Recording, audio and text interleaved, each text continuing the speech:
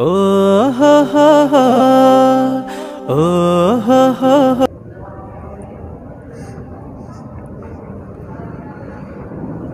नहमदुहु व नस्तईनुहु व नस्तगफिरुहु व नु'मिनु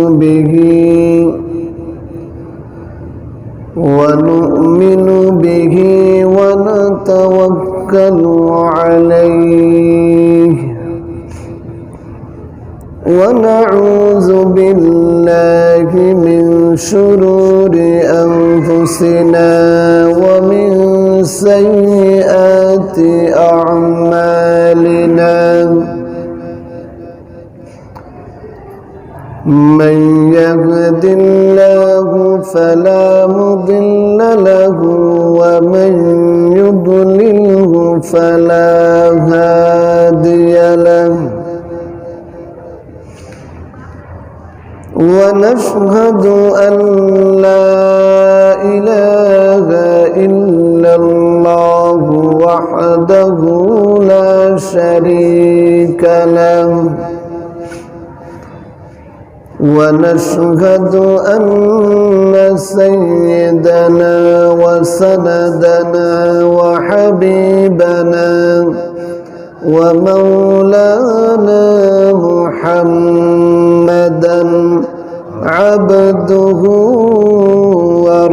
ورسوله أرسله بالحق بشيرا ونذيرا وداعيا إلى الله بإذنه وسراجا منيرا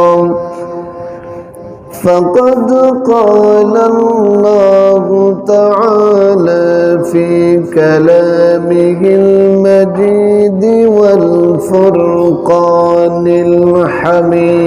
الحميد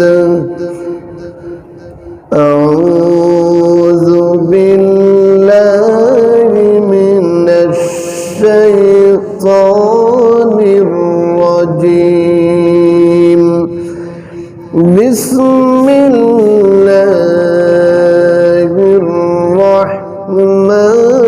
الرحمن الرحيم والعصر إن الإنسان لفي خسر إلا الذين آمنوا وعملوا الصالحات وتواصوا بالحق وتواصوا بالصبر. وقال النبي صلى الله عليه وسلم من رأى منكم منكرا فليغيره بيده فإن لم يستطع فبلسانه فإن لم يستطع فبقلبه وذلك أضعف الإيمان أو كما قال عليه الصلاة والسلام. صدق الله مولانا العظيم وصدق رسول النبي الكريم ونحن على ذلك من الشاهدين والشاكرين والحمد لله رب العالمين.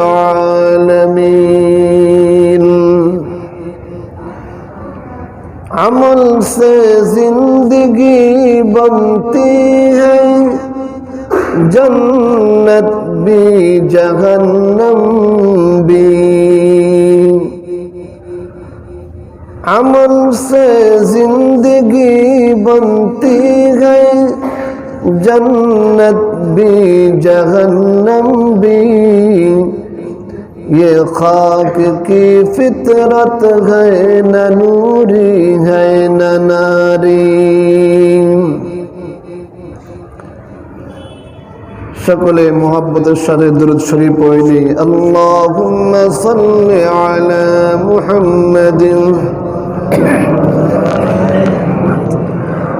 কামা সাল্লাইতা আলা ইব্রাহিম ওয়া আলা আলি ইব্রাহিম ইন্নাকা হামিদুম মাজিদ। اللهم بارك على محمد وعلى آل محمد كما باركت على إبراهيم وعلى آل إبراهيم إنك حميد مجيد। সম্মানিত মুসল্লিয়ানে কেরাম, আমি মসনুন খুতবা পাঠ করার পর মহান আল্লাহ পাকের কালামে মজিদ থেকে অতি প্রসিদ্ধ 30তম পারার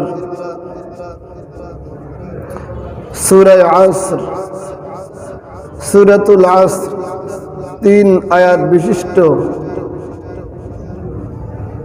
এই ছোট্ট সূরাটি আপনার সামনে তেলাওয়াত করেছি। আল্লাহ পাক যদি তৌফিক দেন, এই আয়াত সূরার উপরে আলোচনা করব ইনশাআল্লাহ।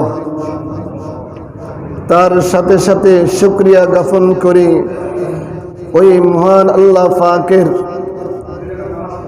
যিনি আমাদিগকে অতি ভালোবেসে মায়া করে মুসলমানের ঘরে জন্ম দিয়ে ইমানদার মুসলিম পরিচয় দিয়ে আল্লাহ পাকের ঘর মসজিদে আসার বসার তৌফিকটুকুন দান করেছেন। এজন্য অন্তর উজাড় করে প্রভুর সন্তুষ্টির উদ্দেশ্যে আমরা দিল খুলে কালিমাতুশ শুকর আদায় করি। সকলে বলি আলহামদুলিল্লাহ।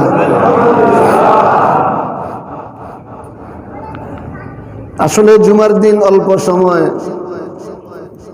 তাফসীর করতে হলে আসলে লম্বা সময়ের প্রয়োজন। জুমার দিন অল্প সময় কুলানো যায় না। গত জুমায় আংশিক আলোচনা করেছিলাম যে সূরা অনেক গুরুত্ব, অনেক বেনিফিট, দুনিয়াও কল্যাণ, পারলৌকিক জীবনেও সফলতা। আমরা তো দুনিয়ার শান্তি চাই। তাফসীরের মধ্যে আসছে কোন ব্যক্তির ধন সম্পদ অর্থ করি অনেক জমাইছে, হারানোর সম্ভব থাকে, নষ্ট হওয়ার সম্ভাবনা থাকে। কেউ যদি মাল সংরক্ষণ করার পর সূরা আসর তেলাওয়াত করে, আল্লাহ পাক তার পুরা মালের জিম্মাদার হয়ে যাবেন।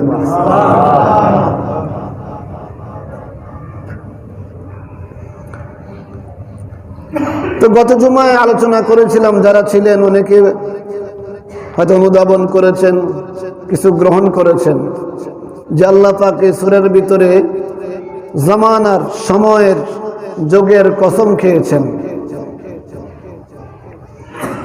কসম খেয়ে বলেছেন সমস্ত মানুষ ক্ষতিগ্রস্ত, কিন্তু 4 ধরনের মানুষ ক্ষতিগ্রস্ত হবে না, ক্ষতি থেকে নিষ্কৃতি পাবে, নাজাত পাবে। সুবহানাল্লাহ বলুন।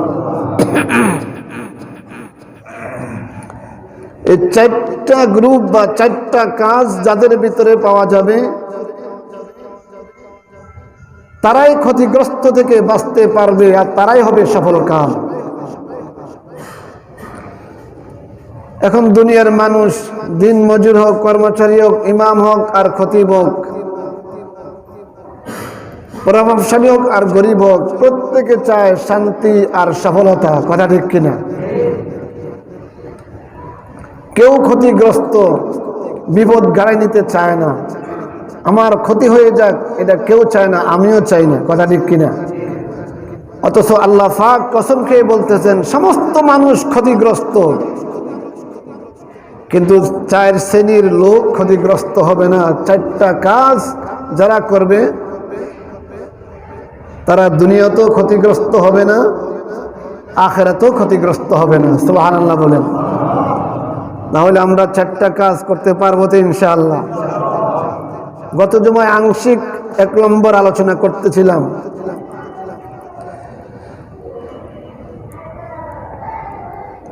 যে 4 মধ্যে 1 নম্বর কাজ হচ্ছে ওই সমস্ত মানুষগুলি ক্ষতিগ্রস্ত হবে না যারা আল্লাহ এবং তার রাসূলের প্রতি ঈমান এনেছে। সুবহানাল্লাহ বলেন।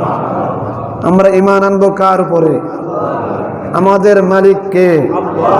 আমাদের রিজিক দাতা কে? আমাদের ইজ্জতের মালিক কে? আল্লাহর প্রতি সেই বিশ্বাস রাখা। আমাদের কর্মপরিধি, সিস্টেম, মডেল, ডিজিটাল পদ্ধতি কি হবে? দুনিয়ার কোন মানুষের রচিত আইন দিয়ে চলবে না। আমাদের পদ্ধতি, সংবিধান একটা হবে, সেটা হবে নবী মুহাম্মদুর রাসূলুল্লাহ সাল্লাল্লাহু আলাইহি সাল্লামের আদর্শ বাস্তবায়ন। কথা ঠিক কিনা? এজন্য আমানুর শব্দের মধ্যে আল্লাহ পাক ইঙ্গিত দিয়ে দিয়েছেন, আমি আল্লাহর প্রতি বিশ্বাস স্থাপন করার সাথে সাথে আমার রাসূলের প্রতি বিশ্বাস আনবে, বিশ্বাস করবে, রাসূল হিসেবে গ্রহণ করবে এবং তার বিধিবিধান ফর্মুলাগুলো তোমার ব্যক্তি জীবনে, সামাজিক জীবনে, রাষ্ট্রীয় জীবনে বাস্তবায়ন করবে। সুবহানাল্লাহ।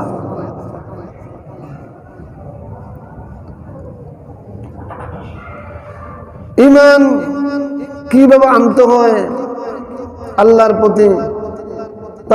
তার আগের জুমায় বলেছিলাম সাহাবায়ে কেরাম, নবী রাসূলগণ কিভাবে আল্লাহর প্রতি বিশ্বাস স্থাপন করেছেন। আর করবো নাই বা কেন? যিনি আমার সব দিক দেখেন, করেন, সমাধা করেন, আমি তাকে তো আমার অভিভাবক, অধিপতি বানবো। কথা ঠিক কিনা?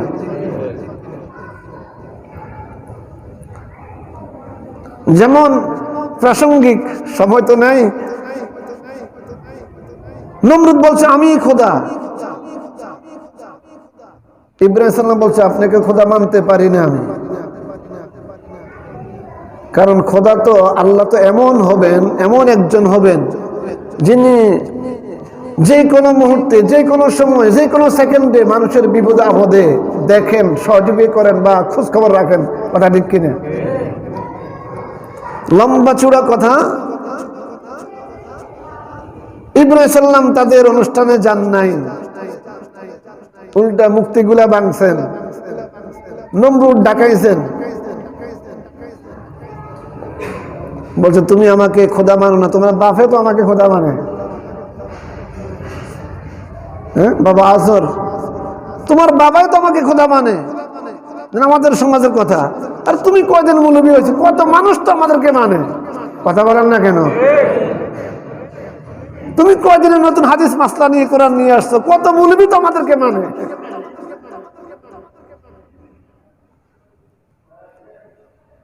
ধরে নেন কিছুক্ষণের জন্য আমি আপনাকে খোদা মানলাম। ইব্রাহিম সাল্লাম বলতেছেন, তুমি মনে করেন রাত 1টা বাজে গেছে, এই মুহূর্তে আমি বিপদে পড়ে গেছি, আপনি রয়েছেন ঘুমে, আপনি ঘুম যাননি? আমি ঘুমাই তো। আপনি খাওয়া দাওয়া করেন? করি তো। রেস্ট আসছে? রেস্ট নেই তো। রাত 1টা বা 2টা বাজে তখন আমি বিপদগ্রস্ত বলবো, আমি থাকবো তখন ঘুমে, আর আমি পড়ে থাকবো হাত পা ভাঙ্গা রাস্তার মধ্যে, আমার খোঁজ কেমন নেবেন আপনি? কথা তো ঠিক, টেনশন হয়ে গেছে। নম্বর 2, আপনি কি আসলে মরবেননি? সুবহানাল্লাহ বলবেন না? নমরুদকে জিজ্ঞেস করতে, আপনার কি মৃত্যু আছে? তা তো মরণ লাগবে, যেহেতু দুনিয়াতে আসছি, মরা তো আছে। তো ধরে নেন আপনাকে খোদা মানলাম, আপনার 4 বছর পরে আপনি মৃত্যু হয়ে গেল। এখন আমার সমাজের, রাষ্ট্রের কত কাজ রয়েছে, তো খোদা নাই, কার কাছে বিচাচ্ছেন? আমাদের খোদা তো মারা হয়ে গেছে, মহা বিপদে পড়ে গেছে, কোনো উত্তর নেই। উত্তর দিতে পারবে নাকি? বলেন, উত্তর আছে? তোমার এত যুক্তির দরকার নেই, এখন আমার খোদা মানা লাগবে। কোনো তাও তো পারতাম না, কারণ আপনি মরে গেলে তখন আমার দায় দায়িত্ব কে নিবে? আমার খোদা তো মনিব এমন হবেন যিনি আমার ঘুমন্ত অবস্থায় খবর রাখবেন, আমার অসুস্থ অবস্থায় খবর রাখবেন, আমার সুখ অবস্থায় দেখবেন, আমি রাত্রে যেখানে থাকি তাও দেখবেন, দিনে কোথায় থাকি তাও দেখবেন, আমি কোন পথে চলি তাও তিনি খবর রাখেন। কথা ঠিক কিনা?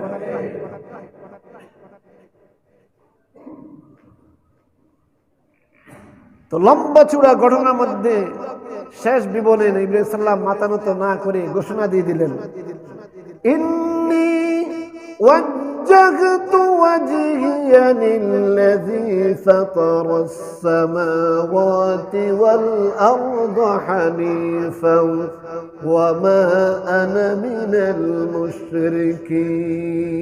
আল্লাহু আকবার। আমার রব তো তিনি, যিনি সব বিষয় আমার খবর রাখবেন।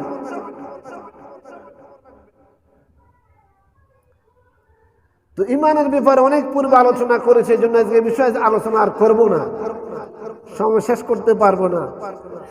1 নম্বর আল্লাহর প্রতি বিশ্বাস স্থাপন, রাসূলের প্রতি বিশ্বাস স্থাপন করা লাগবে। 2 নম্বর আল্লাহ পাক কাজ দিয়েছেন, ইল্লাল্লাযীনা আমানু ওয়া আমিলুস সালিহাত। তোমার 2 নম্বর কাজ হচ্ছে, তুমি যদি আল্লাহর প্রতি বিশ্বাস স্থাপন করে থাকো, রাসূলকে মেনে থাকো, এবার তোমার কাজ ডিউটি শুরু হয়ে গেছে। তুমি দুনিয়ার বুকে যতদিন থাকবে, ব্রেন সুস্থ অবস্থায় তোমরা নেক আমল করবে, আমলে সালেহ করবে। কি করবে? নেক আমল করা লাগবে। এখন নেক আমল কলটা, বদ আমল কলটা চিনার প্রয়োজন। কথা ঠিক কিনা? আজকে কি বার? কথা বলেন না। আজকে মাসের কয় তারিখ? ইংরেজি হিসাবে 31 তারিখ। আগামীকাল কয় তারিখ? কয় সালের? আজকে 31 তারিখ কয় সালের? আর 5টা ঘন্টা পার হলে একটা রাত আসবে, তার নাম কি? আরে আমাদের হেডলাইনে লেখা যেটা আসে 31। হ্যাঁ ঠিক না? তার মানে কি জান, আমি তো ব্যাখ্যা খুঁজে পাই না তো। 31 মানে কি? আর 30 মানে এটা অর্থটা কত? 30 মানে কত? হ্যাঁ 30। আমি উল্টাভাবে অর্থ করি, আমার মন গড়া। 30 মানে 3 নম্বর। কয় নম্বর? কোরআন সুন্নাহ বাদ দিয়া যত দিন হবে সব 2 নম্বর। কথা ঠিক, কথা ঠিক কিনা? 31 মধ্যে কি কোরআন তেলাওয়াতের আয়োজন হয়, সাভার জাতীয় স্মৃতিসৌধে মিলাদ মাহফিল আয়োজন করা হয়, বঙ্গভবনে কোরআন খতমের ব্যবস্থা করা হয়, সংসদ অধিবেশন ডাকে ইসলামের হুকুমতের কোরআনের বিধানের কথা বলা হয়। তাহলে কি করা হয়? তাল্লামি নাসা গান ড্যান্স যা আছে, এটা 1 নম্বর কাজ না 3 নম্বর কাজ? কথা বুঝেন না মনে হয়। নাচ গান ড্যান্স দেওয়া, উলঙ্গ হয়ে চলা বাইর হওয়া, এটা 1 নম্বর কাজ না 3 নম্বর কাজ? আমরা কোন 30 মানে 30, আমি কোন 30 মানে 3 নম্বর। যত ওই দিন যত 3 নম্বরই কাজ করে, এই জন্য এটার নাম 31। কথা বলেন না কেন? মুসলমান, তোমার দিন দিয়ে আমি বুঝাইতে চাই, আর দুনিয়ার সিস্টেম অনুসারে আজকে সন্ধ্যা 6টা বাজবে, 2021 সালের 12টি মাস শেষ। কথা ঠিক কিনা? আপনি কি একটু চিন্তা করেছেন 12টি মাস চলে গেল? গত মাসে, গত বছর জানুয়ারির 1 তারিখ থেকে আজকে 31শে ডিসেম্বর পর্যন্ত কয়টা ভালো কাজ করতে পারলাম আর কয়তগুলা খারাপ কাজ করেছি? হিসাব নিয়েছি, হিসাব করেছি, আওয়াজ হিসাব করেছি। আরে আপনি মুসলমান, আমি কেমন মুসলমান আলেম হলাম? আমি এখন বলবো, একজন ব্যবসায়ী থেকে তোমার জীবনে হিসাব নাও। একজন হিন্দু, সে ব্যবসায়ী, যেদিন 31 ডিসেম্বর হয় অথবা 1 বৈশাখ হয়, কথা ঠিক কিনা? বছরের শেষ দিন কত মানুষের কাছে কত টাকা পাবে, এটা ডায়েরি টানে, হিসাব টানে। কত লাভ হলো, কত লস হলো, এটা হিসাব করে। কথা ঠিক কিনা? বন্ধু একজন ব্যবসায়ী, ও মুসলিম, জানুয়ারি থেকে ডিসেম্বর পর্যন্ত 31 ডিসেম্বর পর্যন্ত বছরে কত আয় হয়েছে, কত ব্যয় হয়েছে, কত পরিমাণ লাভবান হয়েছে, কত খুশি হয়েছে, সম্পূর্ণভাবে সেই হিসাব করে দেখে। কিন্তু ও মুসলমান, আফসোস, তোমার সামনে থেকে 12টা মাস চলে গেল, কতদিন জুমার নামাজ আদায় করেছো, কতদিন জুমার নামাজ আদায় করো নাই, কতদিন ধরে কোরআন তেলাওয়াত করেছো, কতদিন কোরআন তেলাওয়াত করো নাই, কতদিন ইসলামের পক্ষে কথা বলেছো, কতদিন ইসলামের বিপক্ষে ছিল, একটু জরিপ দাও নাই। কথা ঠিক কিনা? এই জন্য তো আল্লাহ ইবনে ইকবাল বলেছেন, বড়ি হাসরত রহি দিল মে কে জিরে বার মুসলমান হ্যায়, বাহর ওয়াক্তে বাহর জামে জলিলো খার মুসলমান হ্যায়। আজ মুসলমানের ব্যাপারে অতি দুঃখের বিষয়, পরিতাপের বিষয়, মুসলমান যেখানে যায় লাঞ্ছিত, অপমানিত, উপেক্ষিত হচ্ছে। তার কারণ মুসলমানের বডিতে যা দিলের মধ্যে তা নাই। কথা বলেন না কেন? কত সুন্দর টুপি, কত সুন্দর জামা, কত সুন্দর দাড়ি, অথচ তারপরে 2 নম্বরে 3 নম্বরে কাজ করে। আছে কিনা? তোমার ভিতরে তোমার কালচার, তোমার ব্যবহার, তোমার চারিত্রিক কাঠামো দেখলে বোঝা যায় যে হিন্দু খ্রিস্টান তোমার কাছে ফেল। অথচ নাম তো কত সুন্দর, মুরাদ হোসেন। হ্যাঁ, কত সুন্দর নাম। মুসলমানের সন্তান কোরআনের বিরোধী কথা বলে, মুসলমানের সন্তান আলেম বিরোধী কথা বলে, মুসলমানের সন্তান নামাজও পড়ে, হজও করে, রোজাও রাখে, আবার ইসলাম বিদ্বেষী কথা বলে। কথা ঠিক কিনা?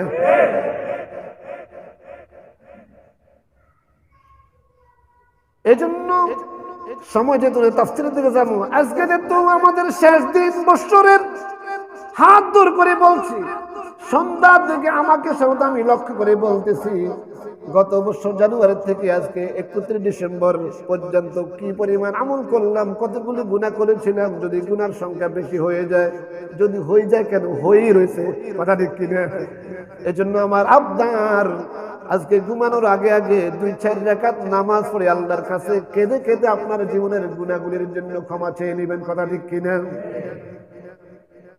এটা আপনার আবদার করে গেলাম। 2 নম্বর কাজ, আমলে সালেহ, নেক আমল করবে। কি ফায়দা হবে? আল্লাহ পাক অন্য জায়গায় সূরা বুরুজের মধ্যে বলেছেন, ইন্নাল্লাযীনা আমানু ওয়া আমিলুস সালিহাতি লাহুম জান্নাতুন তাজরি মিন তাহতিহাল আনহার। নিশ্চয়ই যারা নেক আমল করবে, আমলে সালেহ করবে, তাদের জন্য রয়েছে পরলোকিক জীবনে জান্নাত। সুবহানাল্লাহ বললেন না? তাদের জন্য রয়েছে কি? জান্নাত। যে জান্নাতের তলদেশে প্রবহমান নহর সমূহ রয়েছে। জান্নাত এমন, বান্দা তুমি যা চাইবা, মা তাস্তাই আনফুসুকুম, তোমার মনে যা চাইবে, যে মুহূর্তে চাইবে, সঙ্গে সঙ্গে তোমার সামনে উপস্থিত হয়ে যাবে। সুবহানাল্লাহ। পক্ষান্তরে আমলে সালেহ করতে না পারে, উল্টা আমলে সালেহকারীদেরকে যদি বাধা প্রদান করেন, কি হবে? জান্নাত পাবেন, জান্নাতে যাওয়া যাবে। সূরা বুরুজের মধ্যে আল্লাহ পাক বলেন, ইন্নাল্লাযীনা ফাতানুল মুমিনিনা ওয়াল মুমিনাতি সুম্মা লাম ইয়াতুবু ফালাহুম আযাবু জাহান্নাম ওয়া লাহুম আযাবুল হারিক। নিশ্চয়ই যারা মুমিন পুরুষ নারীদেরকে বিপদগ্রস্তে ফেলেছে, ক্ষতি করেছে, কষ্ট দিয়েছে, এরকম বাহিনী আসেনি? কথা বলেন না? দেয়, মুহাম্মদকে কষ্ট দেয়, নামাজীদের কষ্ট দেয়, ইসলামীদেরকে শাস্তি দেয়, আসেনি? আল্লাহ পাক বলেন, তাদের পরিণামের কথা তোমরা বিশ্ববাসী শুনে নাও। লাহুম আযাবু জাহান্নাম, তাদের জন্য নির্ধারিত রয়েছে দোজখের শাস্তি। কিসের শাস্তি? দুজকের শাস্তি সবাই তো সহ্য করতে পারবো তো? বন্ধুগণ, এই জন্য আমার জীবনের প্রথম আমল, আমি যেহেতু রবকে বিশ্বাস করেছি, আল্লাহর রাসূলকে রাসূল হিসেবে মেনে নিয়েছি, আমার 1 নম্বর পদক্ষেপ হবে যত ধরনের যত মডেলের নেক আমল আছে আমি চেষ্টা করব নেক আমলগুলি করার জন্য। কথা ঠিক কিনা? আল্লাহ পাক অন্য জায়গায় বলেছেন, তুমি যদি বান্দা নেক আমলগুলো করো, ভালো কাজগুলি করো, শুধু জান্নাত নয়, তোমাদেরকে উচ্চ মানের জান্নাত যার নাম ফেরদাউস, সেই জান্নাত তোমাকে আমি বাজেট করে দিব। ইন্নাল্লাযীনা আমানু ওয়া আমিলুস সালিহাতি কানাত লাহুম জান্নাতুল ফিরদাউসি নুজুলা। আল্লাহু আকবার। যারা নেক আমল করবে, আমলে সালেহ করবে, তাদের জন্য জান্নাতুল ফেরদাউস।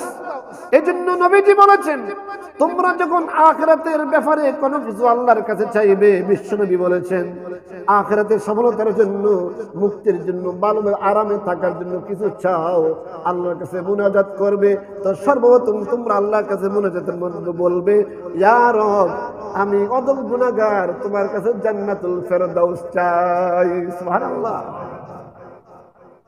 কেন? এই জান্নাতুল ফেরদাউস জান্নাতের সর্বোচ্চ জান্নাত। এই জান্নাতুল ফেরদাউস মানে পাওয়ার হাউস, মেইন অফিস। এই অফিস থেকে বাকি সার্কুলার হবে অন্যান্য জান্নাত। এজন্য জান্নাতে যে নহরগুলা বলা আছে, হ্যাঁ, শরবতের নহর, মধুর নহর, দুধের নহর, ওই জান্নাতুল ফেরদাউস থেকে এখানে নির্গত। এখান থেকে প্রত্যেকটি জান্নাতের মধ্যে সাপ্লাই করা হবে। সুতরাং যার ঘরের মধ্যে জান্নাতের সমস্ত হাউসগুলো থাকবে তার টেনশন থাকবে। আল্লাহ পাক বলেন, সমস্ত জান্নাতের নাজ নেয়ামতের মেন ফর্মুলাগুলা জান্নাতুল ফেরদাউসের মধ্যে আমি আল্লাহ রিজার্ভ করে রেখে দিয়েছি। সুতরাং যারা নেক আমল করবে, ভালো কাজ করবে, তথা নামাজ আদায় করবে, রোজাগুলা রাখবে, হজ করবে, যাকাত দিবে, নিজের দেহকে হারাম থেকে পবিত্র রাখবে, গুনাহ থেকে নিজের চোখ জবানকে পবিত্র রাখবে, আল্লাহ পাক রব্বুল আলামিন বলেন, ওই বান্দাটা মৃত্যুর হওয়ার সাথে সাথে, কবরে রাখার সাথে সাথে আমি রব্বুল আলামিনের পক্ষ থেকে জান্নাতের আরাম আয়েশে পেতে থাকবে।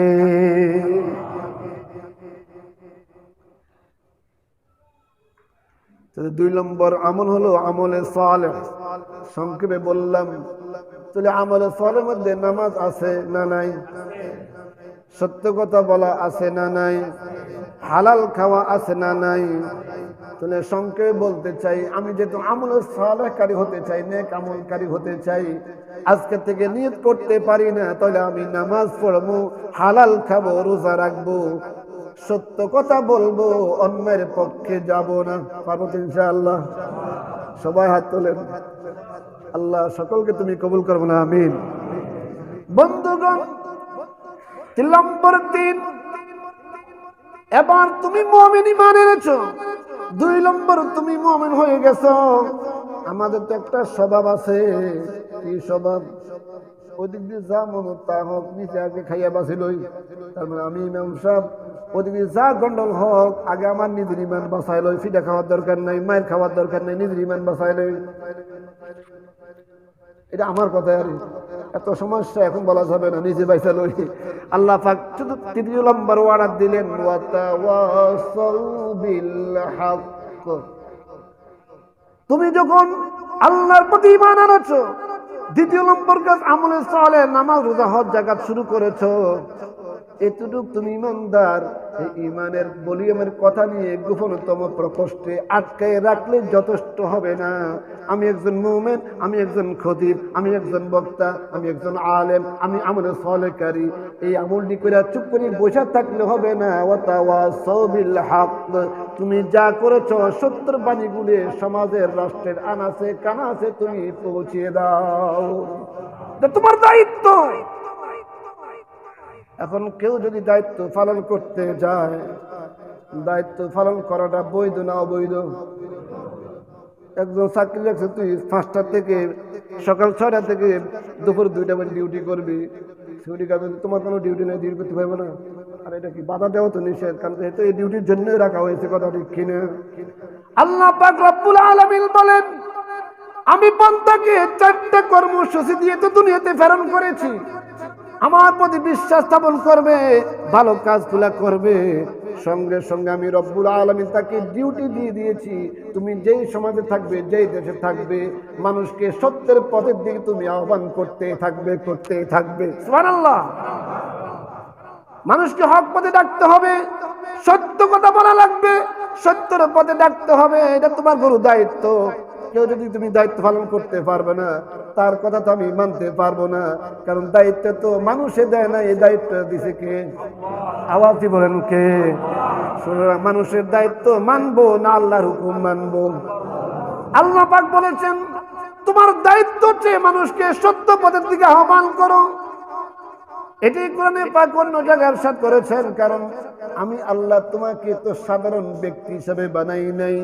কুনতুম খায়রা উম্মাতিন উখরিজাত লিন-নাসি তা'মুরুনা বিল মা'রুফি ওয়া তানহাউনা 'আনিল মুনকার ওয়া তু'মিনুনা বিল্লাহ। তোমরা শ্রেষ্ঠ জাতি, তোমরা মানুষগুলি শ্রেষ্ঠ জাতি, তোমরা মুমিন আমলে সালেহকারীরাই শ্রেষ্ঠ জাতি। এই জন্য কেন তোমরা মানুষকে বাইর করবে ইসলামের দিকে, দ্বীনের দিকে, তোমরা মানুষকে সৎ কাজের আদেশ দিবে, অসৎ কাজ থেকে বাধা প্রদান করবে, হক পথে ডাকবে, অন্যায় পথ থেকে বাধা প্রদান করবে, এটা তোমাদের দায়িত্ব, কথা ঠিক কিনা? এই জন্য বিশ্বনবী মুহাম্মদুর রাসূলুল্লাহ সাল্লাল্লাহু আলাইহি ওয়াসাল্লাম ইরশাদ করেছেন, মান রাআ মিনকুম মুনকারান ফালিয়ুগাইয়িরহু বিয়াদি।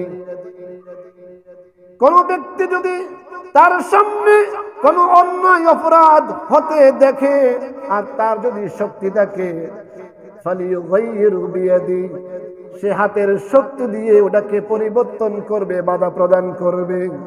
ফাইল্লাম ইয়াস্তাতি, যদি হাতে বাধা দেওয়ার ক্ষমতা না থাকে, ফাইল্লাম ইয়াস্তাতি ফাবিলিসানি, তাহলে জবান দিয়ে কঠোর মুখে স্লোগান প্রতিবাদ জানাতে হবে, কথা ঠিক কিনা?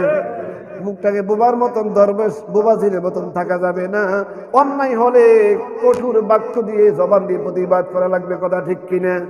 এই জন্য বিশ্বনবী বলেছেন, আফজালুল জিহাদি কালিমাতু হাক্কিন ইনদা সুলতানিল জাইর, সবচেয়ে উত্তম জিহাদ একজন আমলে সালেহের জন্য হচ্ছে এই একটা সত্য কথা স্পিরিটের সাথে জালেমের সরকারের সামনে বলে দেওয়া। সুলতানিল জাইর, একজন জালেমের সামনে বুক উজাড় করে কণ্ঠ ছেড়ে দিয়ে সত্যকে উত্থাপন করা সবচেয়ে বড় জিহাদ।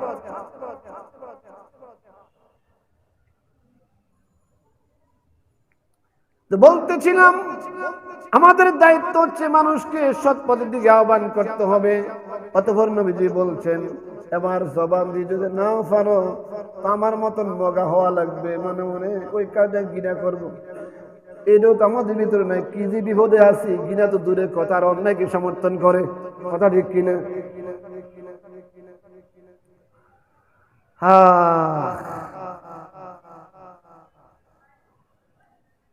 ভূমিকা তো আপনাদের খেয়াল আছে। আল্লাহ পাক এই কথাগুলা বলেছেন সময়ের, যুগের কসম খেয়ে, কথা ঠিক কিনা? গত জুমার সময়ের কথাগুলা বলতেছিলাম। ৪র্থ নম্বর, ওয়াতাওয়াসাউ বিস-সাবর, তোমরা ধৈর্য ধারণ করবে এবং ধৈর্য ধারণ করার জন্য মানুষকে আহ্বান করবে। এটা তো কিছু বুঝলাম না। একটু আগে কোনো মানুষকে দিনে পথে ডাকবো, সত্য কথা বলবো, এখন তো ধৈর্য ধরতাম, তাহলে কিছু বলবো না, চুপ থাকবো। হ্যাঁ, এর ব্যাখ্যা কি? ওয়াতাওয়াসাউ বিস-সাবর। ৪র্থ নম্বর কর্মসূচি হয়েছে, ও বান্দা, আমার প্রতি বিশ্বাস স্থাপন করার পর, আমলে সালেহ ইসলামের সমস্ত বিধানগুলি মানার পর, মানুষকে আবার দ্বীনের পথে সঠিক পথে আহ্বান করার পর তোমার প্রতি স্টিমুলার জুলুম শুরু হয়ে যায়। কথা ঠিক কিনা? সত্য কথা বলতে গিয়ে তোমার উপর অত্যাচার জুলুম শুরু হয়ে যায়, জেল জুলুম আসে, অত্যাচার আসে, অনেক কিছু তোমার উপরে চাপিয়ে দেওয়া হয়। ওই মুহূর্তে তারপরও তুমি ঈমান ছাড়া যাবে না, সত্য কথা বলা বন্ধ করা যাবে না, মানুষকে আহ্বান করা বন্ধ করা যাবে না, এগুলা চালিয়ে যাবে আর ধৈর্যের সাথে কাজ করে যাবে। কথা ঠিক কিনা? এই জন্য বলছে ধৈর্য ধারণ করবে আর কাজ চালিয়ে যাবে। এরকম না ধৈর্য ধরে কিছু কইতাম না, দাওয়াত খাবো আর মিলাদ করবো আর দোয়া করবো, না না, জিনিসটা এমন নয়। ওই কাজ চালিয়ে যাব, যত জুলুম অত্যাচার হক বন্ধ করা যাবে না, ধৈর্যের সাথে মেনে নেব। কথা ঠিক কিনা? এই জন্য বলতেছিলাম বন্ধুগণ, একটি সংক্ষেপে ঘটনা বলে শেষ করেছি। আল্লাহ পাক সূরার মধ্যে জমানার ওয়াল আসর, জমানার কসম খেয়ে বলছেন, সময়ের কসম খেয়েছেন। সময় অতি গুরুত্বপূর্ণ। আমাদের 12টি মাস চলে গেল, 12টি মাসের কত সময়, কত ঘন্টাকে ঘন্টা চলে গেল, আমার জীবনের আমি হিসাব লেখা নাই। আমি তো গত জুমায় বলেছিলাম, তোমার জিন্দেগি যে সময়টা দেওয়া হয়েছে, আমাকে যে সময়টা দেওয়া হয়েছে, এটাই তো মেইন আমার ফৌজি ক্যাশ। কথা ঠিক কিনা? কোন মানুষের ব্যবসায় যদি ক্যাশ পুঁজি না থাকে, ব্যবসা করতে পারে না। কথা ঠিক কিনা? সুতরাং কোন মানুষ তার সময় যদি পুঁজি তার হাতে না থাকে, আখিরাতেও নাজাত পাবে না, দুনিয়াতেও সবল কাম হবে না। ঠিক তেমনি ভাবে আল্লাহ নবী দিল বসা, আকাশের ভিতরে অগণিত তারকা, মাঝে মাঝে 14 তারিখ বা 13 তারিখ অথবা 16-17 তারিখ আকাশ থেকে তাকাই দেখবেন চাঁদের এত তারকা একটা সঙ্গে একটা লাগানো লাগানো, এরকম দেখা যায়, এত ঘন ঘন সারা আকাশে পৃথিবীতে তারকা। কথা ঠিক কিনা? গণি শেষ করতে পারবেন? বিজ্ঞানিকরা গণি শেষ করতে পারবে? আয়েশা সিদ্দিকা সংক্ষেপে বলছে, আয়েশা সিদ্দিকা বলতেছেন, ইয়া রাসূলুল্লাহ, এই যে আকাশে এত তারকা, এত নক্ষত্র, এত আমল, এত নেকি কারো আছে নাকি? আল্লাহ নবী বলে, হ্যাঁ আছে আছে, আকাশে যত নক্ষত্র তত তারকা আছে, তার থেকেও বেশি পরিমাণ আমল আছে আমার উম্মতের এমন একজন লোক আছে। সুবহানাল্লাহ বললেন না? আয়েশা বলতে, ইয়া রাসূল, তো এই লোকটাকে, এই লোকটাকে আমি ফুজি বুঝানো উদ্দেশ্য, ফুজি ফুজি ক্যাশ। আল্লাহ নবী বললেন, কেন? আকাশের তারকার থেকেও পরিমাণ বেশি আমল নেক, এই এত পরিমাণ আমল নেক একটা লোকের, তার নাম হচ্ছে ওমর। সুবহানাল্লাহ করেন না? তার নাম কি? ওমর। আয়েশার মন খারাপ হয়ে গেল, আমার বাপের নাম বললো না, আবু বকরের নাম বললো না, কি আমার আব্বা আমার রাসূলের সঙ্গে সবসময় সঙ্গী, মোহাব্বত, হ্যাঁ, ভালোবাসা একসাথে থাকে। আল্লাহ নবী তো বেইনসাফি করলো, আমার আব্বার নাম বললো না, ওমরের কথা বললো। আল্লাহ নবী বুঝে ফেললেন আয়েশার মন খারাপ, মুখের ফ্যাকাশ হয়ে গেছে চেহারা। একটু পরে নবীজি বলতেছেন, আয়েশা তুমি মন খারাপ করেছো, তোমার বাবার নাম বলি নাই, এই জন্য মন খারাপ করেছো। আরে না না, তুমি তো বুঝতেই পারো নাই। ও আয়েশা, শুনে রাখো, এটা তো ওমরের নেক আমলের পরিমাণ বললাম, তোমার বাপের নেক আমলের কথা শুনে নাও। আমি যে আমার দেশে মদিনা হিজরত করতেছিলাম, ওই পথের মধ্যে রওয়ানার আমার সঙ্গী ছিল, আমি যে ওই হেরা পর্বতে গুহার সরের মধ্যে ছিলাম 3 দিন, ওই গুহার মধ্যে যে 3 দিন ছিলাম, তোমার আব্বাকে আল্লাহ পাক 3 দিনে যে পরিমাণ নেক আমল দিছে, ওই 3 দিনের নেক আমল যদি এক পাল্লা রাখা হয়, আর সারা পৃথিবীর মানুষের আমল, বুজুর্গ পীর সাহেব আব্দুল কাদের জিলানী সাহাবাদের আমল এক পাল্লায় রাখা হয়, তোমার বাবার আবু বকরের 3 দিনের আমলের পাল্লায় বাড়ি হবে।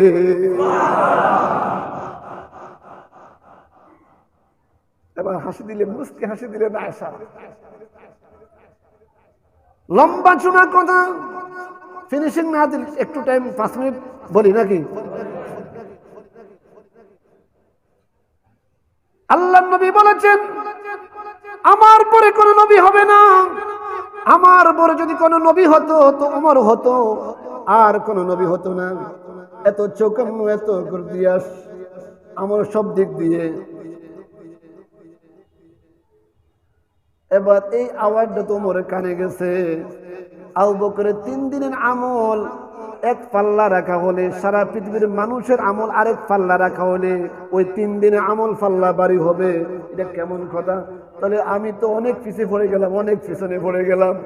তাই গভীর রজনীতে অতি কাকুতে বিনতি বাপ ধরে ওমর আবু বকরের বাড়িতে গেলেন, দরজা গেলেন, ডাকলেন, আবু বকর আছেন নাকি? জি আছে। আবু বকর একটা আবদার নিয়ে আসছে, একটা আবদার নিয়ে আসছি, রাখবেন নি? আমাদের সমাজে কত আবদার নিয়ে আমরা আসি না বন্ধুর কাছে। আবু বকর, আমরা তো মনে করি আরে মোল্লারা আসলে বোকা। আরে বোকা না, ওরা ধৈর্য ধরে, সব জানে, চালাক, তোদের মতন বাটপারি করে না। কথা ঠিক কিনা? তো ব্যাকে মনে করো আবু বকর তো নরম। আরে নরম এক জিনিস, কিন্তু ব্যাক করল না তো। ব্যাক করে কি 1 নম্বর খলি হয় নাকি?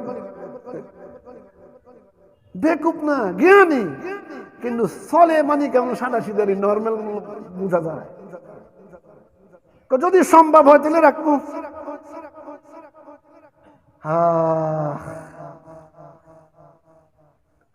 ওমর বলতেছেন, আবু বকর আপনি তো রাসূলের সঙ্গী সাথী, আপনি তো জান্নাতে চলে যাবেন।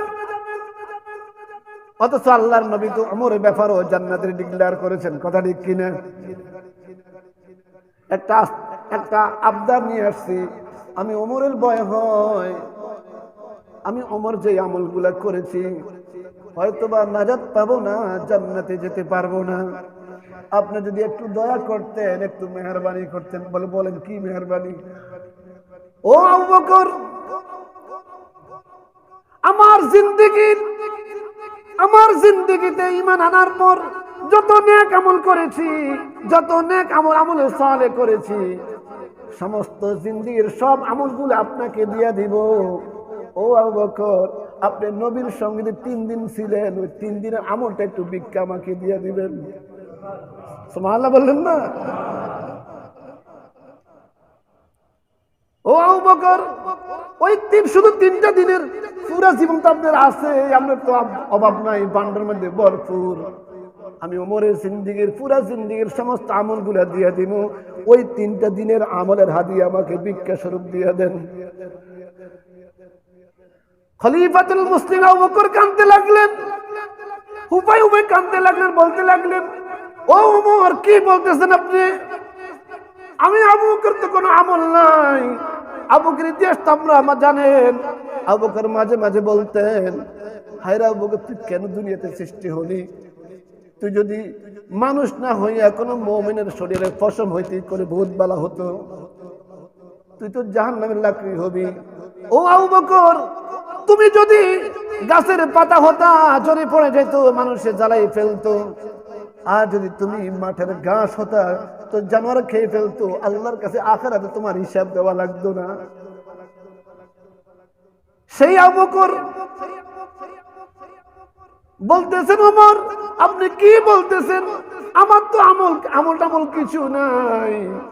যদি আখিরাত আল্লাহকে দড়িয়ে বসে, আল্লাহ আমাকে দড়িয়ে বসে গ্রেফতার করিয়ে ফেলে, ওই আমার একটা ফুজি, ওই 3 দিনের গর্তের আমল। সুবহানাল্লাহ বলে। ওই নবীজির সঙ্গে 3 দিন গুহায় ছিলাম, ওই 3 দিনের আমলটাই তো আমার ফুজি। সুবহানাল্লাহ কন্যা, আমার যদি ফুজি দিয়ে ফেলি তো আমি কেমনে নাজাত পাবো? এটা তো আমার আসল ফুজি। 3 দিন তো আমার ফুজি। কথা ঠিক কিনা? আমার এই 3 দিনের ফুজি দিয়ে তো আমি এত কিছু। ও আমার বন্ধুগণ, সুতরাং 3 দিনের সময় ফুজি হিসাবে আবু বকর গ্রহণ করেছেন। অথচ আমার জীবনের 50-60 বছর চলে গেল, একটা ঘন্টার সময়কে আমি ফুজি বানাইতে পারলাম না। কথা ঠিক কিনা? কত রাত চলে গেল গুনার কাজে, কত সময় চলে গেল খেলার কাজে, কত ঘন্টাকে ঘন্টা না ব্যয় করে চা বসলে চা খেতে খেতে গল্প করতে করতে। কথা ঠিক কিনা? ও আমার বন্ধুগণ, এই জন্য তোমার সময়কে তুমি হিসাব করে এখনো জরিপ দাও। বন্ধুগণ, আজকে রাত্রে গুনার কাজে লিপ্ত না হইয়া আগামী কাল বছর শুরু হবে, আমার যেন সূচনাটা নেক আমলের মাধ্যমে হয়। আমি আগামী কাল আমার নেক আমল শুরু করব ফজর নামাজ আদায় করে, ইনশাআল্লাহ। আগামী বছর নতুন বর্ষ নববর্ষর কথা ঠিক কিনা? আমাদের দেশীয় কালচার হিসাবে নববর্ষ অনেকগুলা, আরবি হিসাবে পয়লা মুহররম, হ্যাঁ, আর বাংলা হিসাবে পয়লা বৈশাখ। আর পয়লা বৈশাখ পালন করার কিন্তু সময় নেই, না বলা যাবে না। আজকে নববর্ষ সব পালন করি। এক কথায় বলতে চাচ্ছি, যা কিছু পালন করি আমার আমলটা যেন হয় নেক আমল, গুনাহ যেন না হয়, কথা ঠিক কিনা? এই জন্য আল্লাহ পাক রব্বুল আলামিন ওয়াল আসর, সময়ের কসম খেয়ে বলছেন, ও বনি আদম, তোমরা যেখানে থাকো প্রত্যেকটি সেকেন্ডে হিসাব করে তোমার জিন্দেগি অতিবাহিত করো। এই জন্য সাহাবায়ে কেরাম যখন কোন মজলিসে বসতেন, আলোচনা শেষ, ওয়াজ নসিহত শেষ, বিভিন্ন কাজ শেষ, এবার উঠি যখন যাইতেন তো বল, ভাই আমার সিরাত একটু শুনুন তো শোনাইতেন, ওয়াল আসরি ইন্নাল ইনসানা লাফি খুসর ইল্লাল্লাযীনা আমানু ওয়া আমিলুস সালিহাতি ওয়া তাওয়াসাউ বিল হাক্কি ওয়া তাওয়াসাউ বিস সাবর। সাহাবাদের আদর্শ এমন ছিল, যখন তারা বৈঠক মসজিদ থেকে উঠে যাইতেন তো এক অপরকে এই সূরাটা শোনাইতেন। তার মানে এখন যে আলোচনা হয়েছে বাড়ি যাইয়া ভুলে যেও না, এই 4টা আমল সামনে রেখে সময়ের হিসাব করে বাকি দিনগুলা কাটাইও। এগুলো হিসাব করে তারা চলতেন। তো আল্লাহ পাক আমাদের সকলকে, আমাদের প্রত্যেকটি মুহূর্ত সময় আমরা যেন বড় বড় মনীষী সাহাবায়ে কেরামের বিধান, তাদের জিন্দেগির মতন আমাদের জীবনকে গড়তে পারি। বিশেষ করে কোরআন সুন্নাহ ভিত্তিক জিন্দেগি প্রতিষ্ঠিত করতে পারি, ব্যক্তি জীবনে, পারিবারিক জীবনে, সামাজিক জীবনে। আল্লাহ পাক আমাদের সকলকে ওইভাবে চলার তৌফিক দান করুন। ওয়া আখির দাওয়ানা আনিল হামদুলিল্লাহি রাব্বিল আলামিন। যারা